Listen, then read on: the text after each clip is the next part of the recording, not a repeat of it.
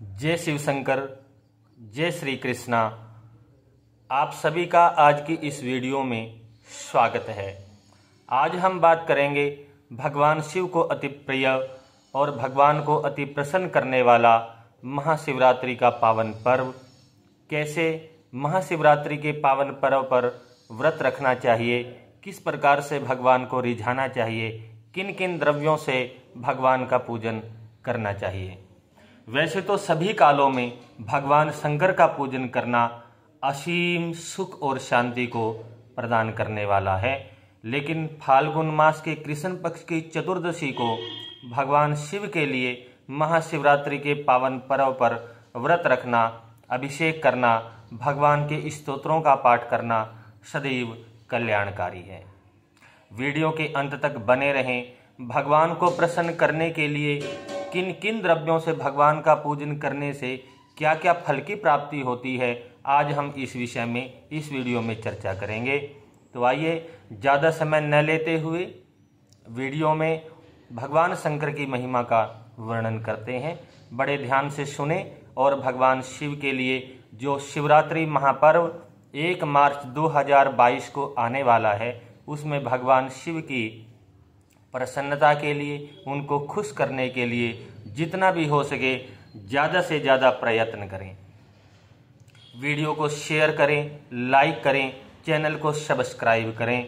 जय शिव शंकर। तो कहते हैं कि इस दिन यानी महाशिवरात्रि को भगवान शंकर और माँ पार्वती का विवाह हुआ था। इस पावन पर्व पर बहुत सारे और भी लौकिक और पौराणिक गाथाएं हैं। कुल मिलाकर के यह पर्व भगवान शंकर को अति प्रसन्न करने वाला है। इस दिन भगवान की पूजा करने से भगवान प्रसन्न होकर के हमें सुख और शांति का शुभ आशीर्वाद प्रदान करते हैं। शास्त्र भी कहते हैं, मनसा कर्मणा वाचा शुचिः संग विवर्जिताः कुर्यात् रुद्राभिषेकंच प्रीतये शूलपाणिनः।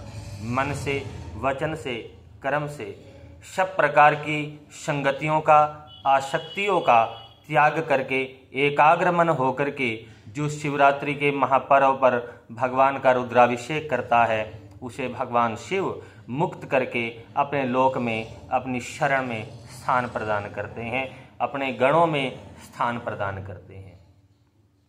इसलिए शिवरात्रि के प्रातःकाल स्नान आदि से निवृत्त होकर के पंचामृत, दूध, दही, शहद, घी और शक्कर, इनको आप अलग अलग ले सकते हैं या फिर घर से इकट्ठा बना करके भगवान शिव के मंदिर में जाएं, भगवान शिव को पंचामृत का स्नान कराएं, उसके बाद भगवान को शुद्ध जल का स्नान कराएं।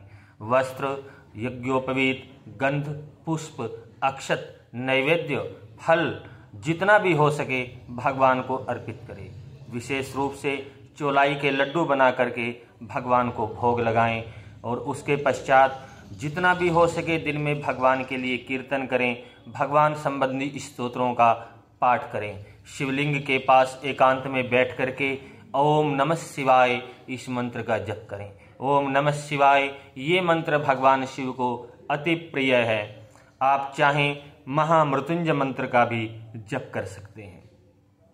1, 3, 5, 7, 11 माला, 21 माला, 31 माला, हो सके तो 54 माला का जप करें। भगवान शिव की अखंड कृपा प्राप्त होती है। सायंकाल के समय मंदिर में जाएं, हो सके तो रात्रि काल में 4 पहर का अभिषेक करें। चारों पहरों में अलग अलग भगवान की पूजा करें, पंचामृत से स्नान कराएं, गंगा जल से स्नान कराएं, विल्व पत्रों से, विल्व फलों से, भांग, धतूरा, आक के फूलों से, चमेली के फूलों से भगवान को सजाएं, माला पहनाएं, चरणों में निवेदन करें और पूरी रात जागरण करें। ऐसा करने से भगवान अति प्रसन्न होकर के अपने भक्त को सुख, शांति और ऐश्वर्य का शुभ आशीर्वाद प्रदान करते हैं। जो व्यक्ति जिस कामना से भगवान के लिए पूजन करता है, उसके लिए शास्त्रों में अलग अलग द्रव्यों का वर्णन बतलाया गया है। कौन कौन से वो द्रव्य हैं जिनको चढ़ाने से भगवान विशेष रूप से प्रसन्न होते हैं। भगवान सदाशिव की प्रसन्नता के लिए जितना हो सके वैसे तो निष्काम भाव से पूजन करना चाहिए, क्योंकि भगवान की शरण में जाकर के उनसे मांगने का अर्थ ये है कि हम ये समझते हैं कि भगवान कुछ नहीं जानते, जबकि भगवान घट घट के वासी हैं। आप उनकी शरण में गए हो, आपको क्या चाहिए वो आपके मन की बात अवश्य जानते हैं। आप जितना अपने विषय में जानते हैं उससे कई गुना भगवान आपके विषय में जानते हैं कि यथा समय पे आपको क्या चाहिए। और जो आपको चाहिए भगवान ये भी समझते हैं कि अगर आपको उसकी आवश्यकता है तभी वो प्रदान करते हैं। जितनी झोली होती है भगवान उतना ही डालते हैं, और जो भगवान चाहते हैं कि ये मेरे भक्त के लिए अच्छा नहीं है, शुभ नहीं है, हमारे चाहते हुए भी वो हमें प्रदान नहीं करते, क्योंकि वो हमारे कल्याण के लिए हमेशा बात करते हैं, कल्याण के लिए सोचते हैं। इसलिए जो भी उसके भक्त के लिए जरूरी है भगवान हमेशा वही प्रदान करते हैं। जिसने भी भगवान की इच्छा से ज़्यादा मांगने की कोशिश की है और भगवान से जबरदस्ती प्राप्त किया है, उसका बाद में क्या असर हुआ है उसका एक उदाहरण है रावण। भगवान की शक्तियों का रावण ने दुरुपयोग किया, अंत क्या हुआ आप सब जानते हैं। इस विषय में ज़्यादा लंबा हम नहीं जाएंगे। किन किन द्रव्यों से भगवान की पूजा करनी चाहिए और किन किन फलों की प्राप्ति होती है, इस विषय में आइए बात करते हैं। भगवान को सबसे अगर प्रिय है वो है जल। शीतल जल से भगवान का अभिषेक करने से भगवान अति प्रसन्न होते हैं और हमें सुख और शांति का शुभ आशीर्वाद प्रदान करते हैं। पुत्र की कामना वाले मनुष्यों को चाहिए दीर्घायुष्य पुत्र की प्राप्ति के लिए भगवान का गाय के दूध के साथ रुद्राभिषेक करें। शिवरात्रि के पुण्य पर्व पर श्रृंगी लेकर के भगवान शिवलिंग के ऊपर धारा बनाते हुए रुद्राष्टाध्यायी, जो भगवान के पूजन के लिए सर्व उपयोगी पुस्तक है, जिसके वेद पाठी ब्राह्मण पाठ करते हैं, तो एक दिन पहले किसी श्रेष्ठ वेद पाठी ब्राह्मण को निमंत्रण दें और उनसे रुद्राभिषेक करवाएं। 4 पहर का आप संपन्न नहीं करा सकते हो तो प्रातः काल से लेकर के सायंकाल तक, सायंकाल से लेकर अगले दिन प्रातः काल तक, जिस भी समय आपको उचित लगे वेद पाठी ब्राह्मण के द्वारा भगवान का षडांग रुद्र अष्टाध्यायी अनुष्ठान संपन्न कराएं, अभिषेक संपन्न कराएं। ऐसा करने से भगवान अति प्रसन्न होते हैं। लक्ष्मी की प्राप्ति की जिसको इच्छा है वह कमल के फूलों से भगवान को सुसज्जित करके मधु के साथ यानी शहद के साथ भगवान का रुद्राभिषेक करें। शहद के साथ रुद्राभिषेक करने से भगवान शिव अति प्रसन्न होते हैं और हमें धन और धान्य से संपन्न कर देते हैं। बीमारी किसी के शरीर में लग गई है, डॉक्टरों ने जवाब दे दिया है कि अब हमारे बस की बात नहीं है और भगवान शंकर की शरण में आप जा रहे हो, तो कुशोदक से स्नान करना चाहिए, यानी कुशा सहित जल से भगवान का स्नान करना चाहिए। जो श्रृंगी है जिससे आप रुद्राभिषेक कर रहे हैं उसके अग्रभाग में जहाँ से धारा बनती है वहाँ कुशा लगा करके फिर भगवान का स्नान करना चाहिए। और स्नान कराते समय शिवलिंग को आप कुशा से ढक भी सकते हैं। प्यार से बोलो जय शिव शंकर। पशुओं की प्राप्ति के लिए दही से भगवान का रुद्राभिषेक करना चाहिए। जिन घरों में गाय भैंस पर्याप्त मात्रा में हैं लेकिन दूध ज़्यादा नहीं होता है, दूध देने वाले पशुओं की मृत्यु हो जाती है या वो समय से पहले दूध देना बंद कर देते हैं, समय पे दूध नहीं देते, धारोषण नहीं होता, ऐसे मनुष्यों को दही लेकर के भगवान शिव का रुद्राभिषेक शिवरात्रि पे कराना चाहिए। ऐसा करने से पशुओं में जो भी दूध संबंधी समस्याएं हैं उससे हमें मुक्ति मिलती है और हमारे घर में हमें दूध की प्राप्ति होती है, दूध की वृद्धि होती है। लक्ष्मी की प्राप्ति के लिए शहद के साथ साथ, अगर शहद आपके पास नहीं है, गन्ने के रस से भी भगवान को प्रसन्न करना चाहिए। गन्ने के रस से अभिषेक करने से भगवान बहुत प्रसन्न होते हैं और हमें धन धान्य का शुभ आशीर्वाद प्रदान करते हैं। मोक्ष की प्राप्ति के लिए जिन मनुष्यों को चाहिए कि हमने जीवन में धर्म, अर्थ और कामनाओं का भरपूर भगवान ने हमें शुभ आशीर्वाद दिया है, अब हमें मोक्ष चाहिए, तो वो किसी श्रेष्ठ तीर्थ पर जा करके वहाँ पे भगवान जहाँ शिवालय है वहाँ पे पूजन की व्यवस्था करें और उस श्रेष्ठ तीर्थ में से जल भर करके भगवान शंकर को अभिषेक करें। तीर्थ के स्नान करने से भगवान अति प्रसन्न होकर के हमें मोक्ष का शुभ आशीर्वाद प्रदान करते हैं। पुत्र की कामना के लिए दूध के स्नान करने से भगवान प्रसन्न होते ही हैं।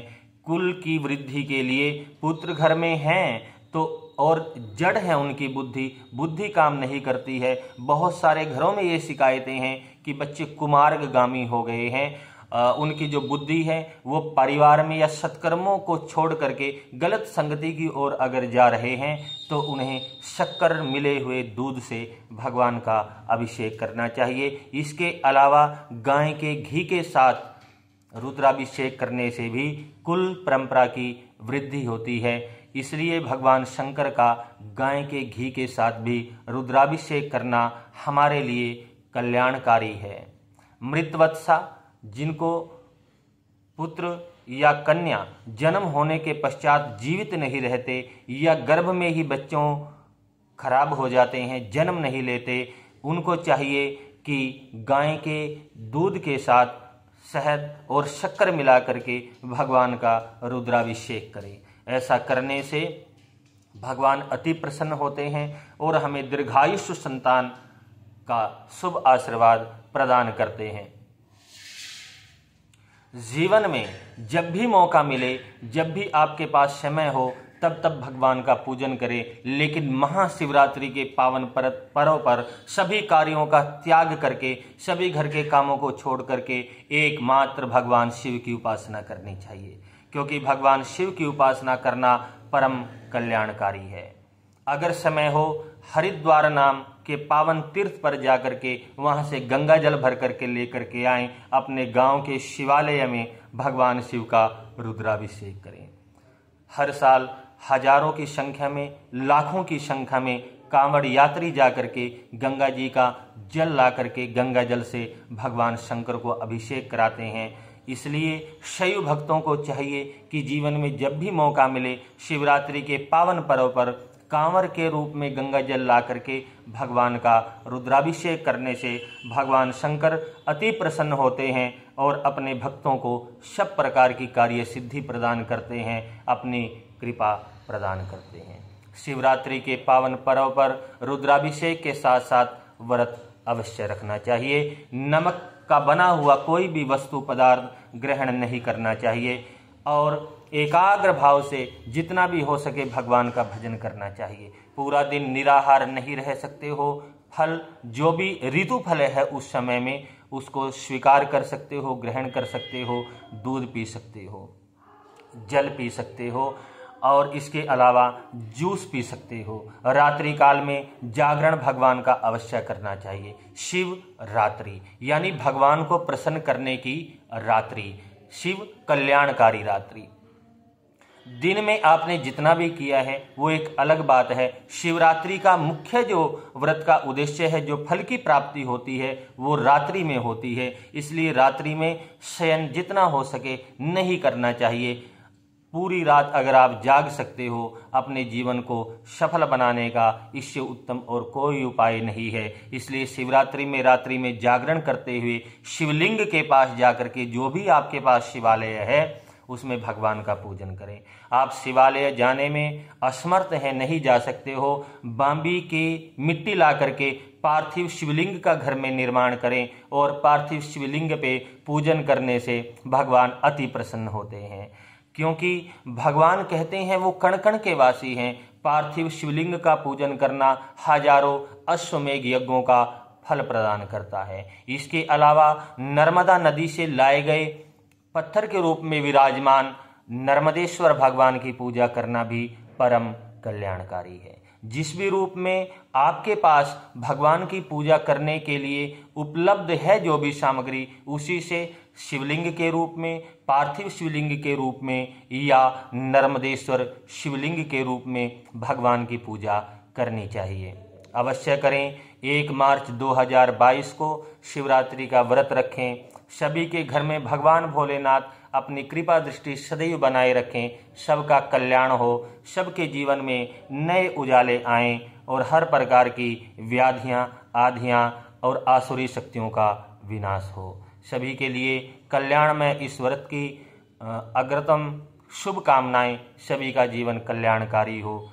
जय शिव शंकर, जय भोलेनाथ। आज की वीडियो में इतना ही। तो चलते चलते शिवरात्रि की सभी को हार्दिक शुभकामनाएं। अग्रिम रूप से इस वीडियो को पहले आपके पास भेजने का एक तात्पर्य ये भी है कि शिवरात्रि से पहले आपको इन सब बातों का ज्ञान हो और भगवान की असीम कृपा आपको प्राप्त हो। जय शिव शंकर, जय भोलेनाथ, जय महाकाल।